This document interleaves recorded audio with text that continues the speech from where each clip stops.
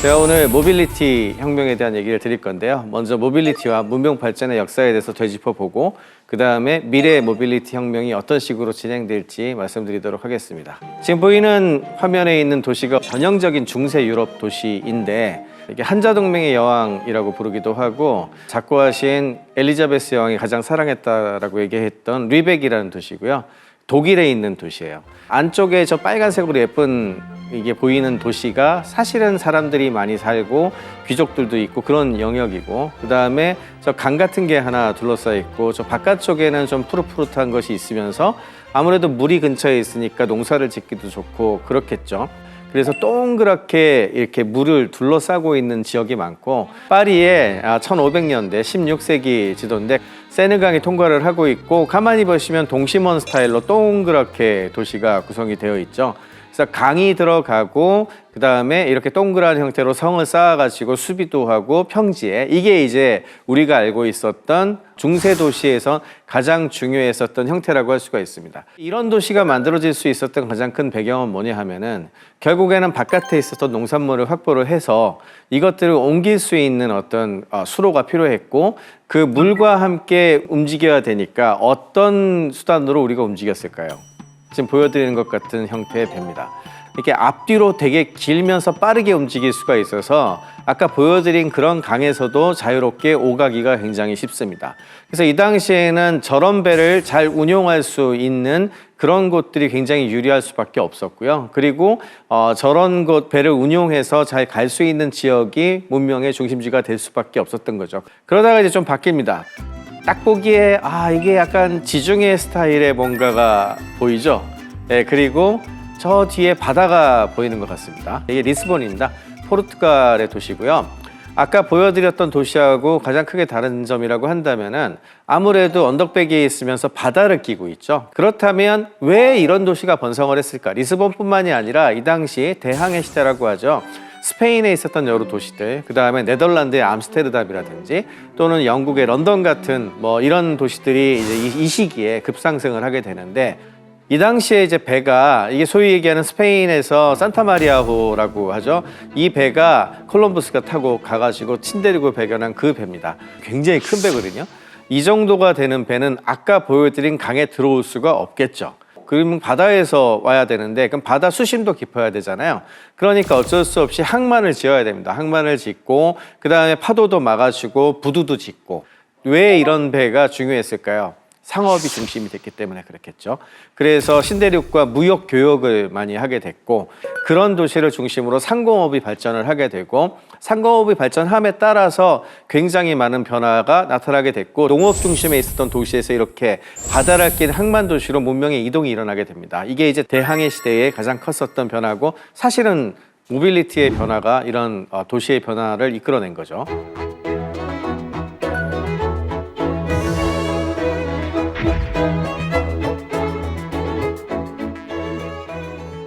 처음 기차가 개통이 된 게 영국이라는 걸 아시는 분들이 계실 텐데요.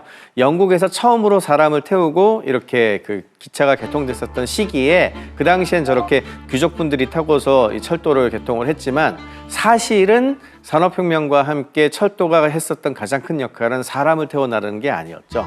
지금 보여드리고 있는 거는 19세기의 맨체스터 유나이티드 때문에, 사실은 축구로 다 아시겠지만 방적 산업이 가장 발전했던 도시였고요. 근데 이거를 기계를 가지고 사니까 굉장히 많이 늘어나겠죠. 그럼 여기선 생산을 했고 여기는 많이 남는데 소비는 어디서 하겠습니까? 런던이라든지 큰 대도시에 사겠죠. 예, 그래서 이 도시들을 연결하는 그 화물을 실어 나르는 역할을 했던 게 철도의 가장 큰 역할이었어요. 그러면서 철도가 있는 곳이 곧 산업이 발전한다. 이런 개념이 나타나게 되고, 역 앞에 광장 있고 철도역 옆에 호텔이 있고 아마 이런 느낌 많이 드실 거예요. 근데 이때에는 이 철도가 왜 좋을까요? 바다니 강이니 신경 안 써도 되잖아요. 바다와 강보다는 이 철도역이 교차하는 곳이 가장 중심이 될 수밖에 없는 거 아니겠습니까? 독일 같은 경우에 잘 생각을 해보시면은 삼면이 내륙이고 위에 바다 하나 딱 있고요. 스위스와 오스트리아 생각해 보시면 거의 내륙이잖아요. 그러니까 이 나라들은 옛날 개념으로 치자면 도저히 어떻게 좀 잘 살 수 있는 여지가 굉장히 적었었는데 철도가 오니까 어떻게 생각했겠습니까? 아, 이제 우리도 왔다 갔다 하면서 교차하는 데를 중심으로 해서 강대국이 될 수 있어. 이런 느낌이 오죠. 그러면서 이제 굉장히 빠르게 이런 국가들이 발전을 하게 돼요.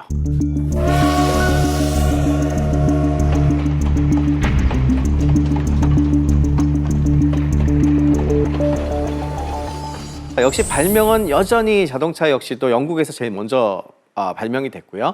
이제 시작은 늦었지만 가장 빠르게 발전시킨 곳은 이제 미국으로 보고 있는데 미국의 포드 자동차를 중심으로 해서 대량 생산에 처음으로 들어가게 되죠. 근로자들이 1년 정도 돈을 모으면 살 수 있는 정도까지 낮췄어요. 그렇게 하니까 중산층이 된 사람들이 자동차를 하나둘씩 사기 시작을 했죠. 그러면은 이제 도시란 입장에서 봤을 때에는 사람들이 많이 밀집해서 살아야 되니까 자동차도 들어올 수 있어야 되고 뭐 전차도 있어야 되고 마철로 굉장히 커다란 그 밀집해서 살 수 있는 빌딩들을 지어야 되지 않겠습니까? 그래서 지금 오늘날 우리가 살고 있는 현대 도시의 원형이 되는 도시가 탄생을 하게 되는데 시카고라고 하는 도시가 이 역할을 하게 되죠. 시카고에 사실은 세계 최고의 건설회사 중에 하나인 존복 같은 데도 여기서 탄생을 했고 우리가 알고 있는 고층 빌딩 같은 것들 기술이 굉장히 많이 발전한 곳입니다. 그러면서도 동시에 여기에 우리가 알고 있는 전통적인 지하철 위로 다니는 트램 그리고 자동차 이런 것들이 모두 모여서 집산이 될 수 있는 그런 역할을 해줬고 그러면서 미국이라고 하는 도시에서 만들어진 도시공학적인 어떤 그런 변화가 전 세계의 표준이 되기 시작을 했어요. 그러다가 한 차례 변화를 더 가져옵니다. 왜냐하면 사람들이 드디어 전부 다 거의 자동차를 가지게 됐어요. 미국 사람들이. 그러면은 이렇게 밀집해 모여 사는 곳에서는 아무래도 자동차 주차하는 문제도 있고 뭐 여러 가지 면에서 좀 불편하지 않겠습니까? 사람들 밀집해 사니까. 근데 좀 돈이 있으니까 이제 교회 발전을 시킵시다 해가지고 이제 바깥으로 좀 나갑니다. 한적하게 출퇴근을 해야지 하면서 가서 집은 조금 넓으면서 주차장이 있고 이런 데로 옮겨가게 돼요. 그러면서 도시의 형태가 바뀌게 되는데 오늘날 우리가 알고 있는 미국의 현재 신도시죠. 집들마다 저 앞에 약간씩 이렇게 마당 같은 게 보일 텐데 저게 야외 주차장 역할을 합니다. 이게 지금 현재까지 만들어져 있었던 모빌리티의 변화 양상과 우리가 알고 있는 도시 문명의 변화라고 할 수가 있겠죠.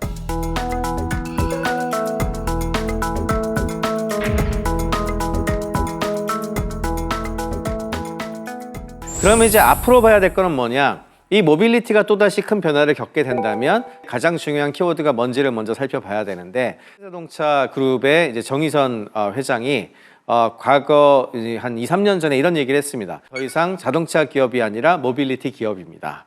잘 생각해보면 자동차가 모빌리티 움직이게 하는 거 만들어주는 거니까 비슷한 거 아니야? 이렇게 생각하기가 쉬운데 자동차는 제조품이고요. 모빌리티는 그 제조품으로 만들어낼 수 있는 가치예요. 가치를 더 중심으로 해서 그게 사던 이용하던 쓰던 상관없다. 그냥 모빌리티만 잘 제공하면 되는 거잖아. 이런 식으로 개념이 바뀌었다고 생각을 하시면 돼요. 그래서 이거를 모빌리티를 서비스로 바꾼다라고 해서 모빌리티 애저 서비스라고 불러요. 전에는 무조건 자동차 모빌리티 하면 내가 사서 기름 넣고 내가 운행하고 보험 들고 이래야 된다고 생각을 했는데 이걸 서비스로 바꿔서 그때 활용을 하면서 그 사용료를 내는 모델로 많이 바뀌어가게 되는데 이렇게 되면 제조업이 서비스 산업화되는 거거든요. 구체적으로 그게 뭔지 막 헷갈리시는 분들이 계실 텐데 우리 그 교통카드 생각하시면 돼요. 이거 가지고서 편의소에서 충전도 하고 지하철도 타시고 뭐 이러잖아요. 버스도 타고요. 근데 이제 앞으로 잘 나오는 곳들 같은 경우엔 자동차를 빌려 탄다든지 택시를 탄다든지 그다음에 주차를 한다든지 다 그걸로 합니다. 다 그걸로 하게 되면은 어떻게 될까요? 이 데이터를 모아서 처음부터 끝까지 사람들이 이동하는 것들을 관리를 할 수 있게 돼요. 우리가 이런 걸 이제 엔드 투 엔드, 처음부터 끝까지 모빌리티를 어떻게 서비스할 것인가라는 관점으로 보게 되는데 자전거를 빌려가지고 어딘가를 가서 내려놓고 그 다음에 거기 주차한 자동차 중에 하나를 이 카드를 가지고 열어가지고 잠시 렌트를 해서 요즘 우리가 흔히 얘기하는 뭐 이렇게 시간제로 빌려서 타는 자동차들 많이 있잖아요. 공유자동차라고 그러는데 그런 것들 같은 경우에는 내가 소유를 하고 있지 않지만 돌아다니면서 얼마든지 쓸 수 있는 거죠. 어쩔 땐 택시를 탈 것이고 어쩔 땐 지하철을 탈 것이고요. 그죠?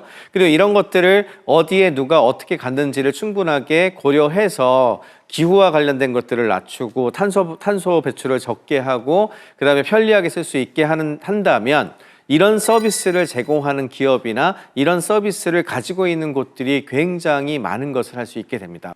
그래서 앞으로 계속 이런 식으로 서비스의 어떤 질이라든지 종류가 늘어날 거라고 생각을 하고 심지어 자율주행 자동차가 늘어나게 된다면 단순히 지금은 이동에 돈을 쓰고 있지만 이동하는 중간중간에 그 공간에서 무엇을 할 것인가 뭐 영화를 볼 수도 있을 거고요. 지금 비행기 타시면 영화 보시잖아요. 아니면은 뭐 이제 건강검진이나 마사지를 받을 수도 있을 거고 이런 여러 가지가 나올 수도 있죠. 그러니까 그런 식으로 새로운 부가가치가 창출이 될 수도 있습니다. 마지막 키워드가 이제 자율주행인데요. 자율주행 시장 같은 경우에 완전 자율주행이 언제 되냐 이런 얘기하면서 아직 먼 거 아니야 그런 식으로 얘기를 많이 하시지만 실제로는 완전 자율주행만 자율주행이 아니기 때문에 자율주행의 레벨이 올라가면서 이미 굉장히 큰 시장이 형성이 되고 있죠. 그리고 그걸 가지고서 고속도로 같은 데서 굉장히 주행을 갖다 많이 하거든요. 그러면 당연하게도 그 자율주행 관련된 기술과 기기와 제품을 공급하는 회사들이 굉장히 큰 돈을 벌게 되겠죠. 그래서 자연스럽게 이 시장이 이렇게 크고 있는 거고요. 자율주행 자동차를 운행하고 있는 미국의 이제 커다란 그 전기자동차 회사가 있지 않습니까? 이 전기자동차 회사 같은 경우에 사실은 이 자동차를 선택하는 가장 큰 이유 중에 하나가 이 자율주행 소프트웨어 때문에 산다는 얘기를 해요. 이제는 더 이상 자동차가 자동차로서만 기능하는 것이 아니라 AI가 들어가면서 소프트웨어가 굉장히 중요해졌거든요.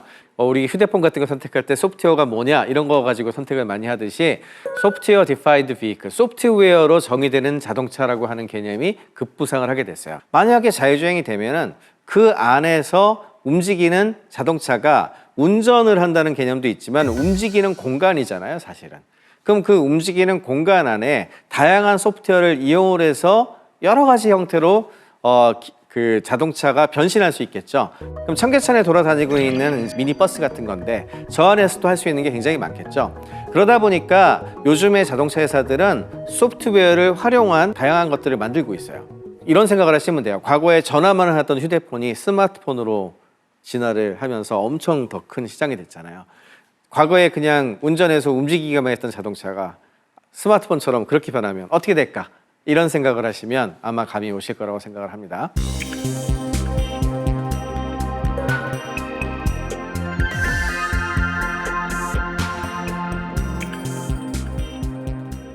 그 다음으로 이제 주목해야 될 새로운 트렌드가 몇 가지 있는데 일단 첫째는 작년 말에 이제 바이든 행정부에서 발표했었던 수소 허브 정책이에요.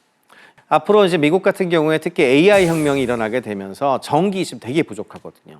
근데 신재생도 해야 되잖아요. 근데 신재생 에너지 같은 경우에 가장 큰 문제가 뭐냐 하면은 이거를 어디다 저장할지 예를 들어 태양광은 낮에는 괜찮은데 밤에 어떻게 할지 이런 부분들이 굉장히 문제거든요. 그리고 전기를 생산하는 곳과 소비하는 곳의 거리가 멀리 떨어질 수도 있고 이러다 보니까 이대로는 안 되겠다. 마치 옛날에 뉴딜 정책을 하면서 고속도로 깔았듯이 이제는 주유소 만들고 이런 거를 전기를 중심으로 모든 것들이 바뀌지 않냐. 그런데 생산하고 소비하고 뭐니까 이거를 해결해 줄 수 있는 게 뭐야? 그랬더니 수소인 거예요. 그래서 수소로 만들어서 덩어리를 만들게 되면 우리가 이거 셀이라고 부르거든요. 퓨얼 셀을 만들게 되면 이거를 생산하는 데서 그대로 갖고 가서 끼거나 움직일 수 있게 되지 않습니까? 일종의 배터리처럼. 그러면은 에너지 고속도로가 생기는 거와 마찬가지가 돼요. 그래서 미국 국토 대개조를 하고 있는 거예요. 지금 보여드리는 7개의 지역을 지금 허브로 설정을 하고 만드는 작업들을 하고 있는데 이렇게 되면 전기차와 함께 수소 관련된 자동차나 수소 관련된 그 부분들이 굉장히 중요하게 변하게 되겠죠. 두 번째는 우리가 UAM이라고 부르는데 UAM이라고 하면 어반 에어 모빌리티의 약자인데요. 도시에서 돌아다닐 수 있는 그런 게 가능한 시대가 어쩌면 조만간 올지도 모른다. 그리고 이 부분은 우리나라가 지금 제일 빨리 하고 있습니다. 지금까지는 움직인다고 그러면은 땅에서 움직이는 것만 생각을 했어요. 근데 AI 기술 좋아지고 그러다 보니까 이제 드론이 또 기술이 요즘 되게 좋아졌잖아요. 무인 드론 말고 사람이 탈 수도 있지 않겠습니까? 그래서 이와 관련된 기술도 개발을 되게 많이 하고 있고 우리나라의 자동차 기업이 이제 미국에 있는 기술 기업을 인수를 해서 지금 실제로 기술 개발을 하고 있죠. 최근에 이제 용산 개발 계획을 하면서 서울의 2040 계획으로 2040년 서울에 어떤 모습이 될까요? 라고 하는 어떤 그런 개발 계획이 있거든요. 거기에서 용산 부분을 가만히 보시면 용산역 그 정비창부지라고 굉장히 비어있는 땅이 하나 있는데 거기를 개발할 때 용산역에는 모빌리티 허브를 구축하겠다는 내용이 들어가요. 그러면서 거기에 UAM 얘기가 나오거든요. 그럼 어떻게 한다는 얘기냐? 옛날 같았으면 복합항승센터 하면은 버스랑 지하철이랑 기차랑 요 정도 생각했을 텐데 위에 비행기도 내린다. 이렇게 생각을 하시면 지역별로 허브가 만들어질 수 있잖아요. 지금 현재 우리나라에서는 가장 먼저 될 가능성이 높은 구간이 용산역과 김포공항 사이를 지금 제일 많이 얘기를 하고 있죠. 처음으로 그쪽부터 먼저 얘기를 하는 이유는 바로 강가에 인접해 있기 때문에 넘어가다가 사고가 나도 한강에 떨어집니다. 그러니까 한강에 떨어지는 건 그래도 수습 가능하지 않습니까? 이제 그렇게 해가지고 이렇게 여러모로 이제 테스트를 해볼 수 있으니까 그게 제일 먼저고요. 그 다음이 용산과 잠실 종합운동장 사이 이제 그 삼성역 근처 이게 두 번째 구간으로 얘기를 되게 많이 하고요. 그리고 나서는 이제 안전성도 입증이 되고 어느 정도 가격도 떨어지고 하게 되면 늘릴 수 있겠죠. 그 다음으로 이제 로봇이 굉장히 많이 도움이 될 것 같아요. 모빌리티에 로봇이 같이 와서 굉장히 많이 이제 역할을 해줄 것 같은데 글로벌하게도 로봇 시장이 성장 굉장히 빠르게 하고 있고요. 지금 보시는 그래프처럼 엄청 빠르게 하고 있습니다.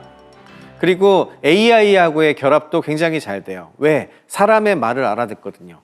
그러니까 이제 앞으로는 모빌리티에서 제일 중요한 것 중에 하나가 로봇이 이제 바퀴로 굴러다니는 애도 있을 거고 걸어다니는 애들도 있겠죠. 얘네들도 이제 모빌리티를 가지게 되면서 굉장히 큰 변화가 또 일어날 것 같아요.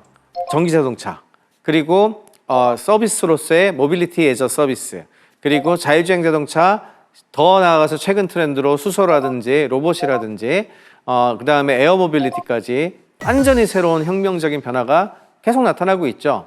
그러면 이거는 자동차 혁명이 아닙니다. 단순한 자동차 혁명을 넘어서서 새로운 문명의 탄생을 의미하는 것이고 이런 문명들이 잘 접목되는 도시가 앞으로 미래를 이끌어갈 것이다. 이런 얘기를 드리면서 마치도록 하겠습니다.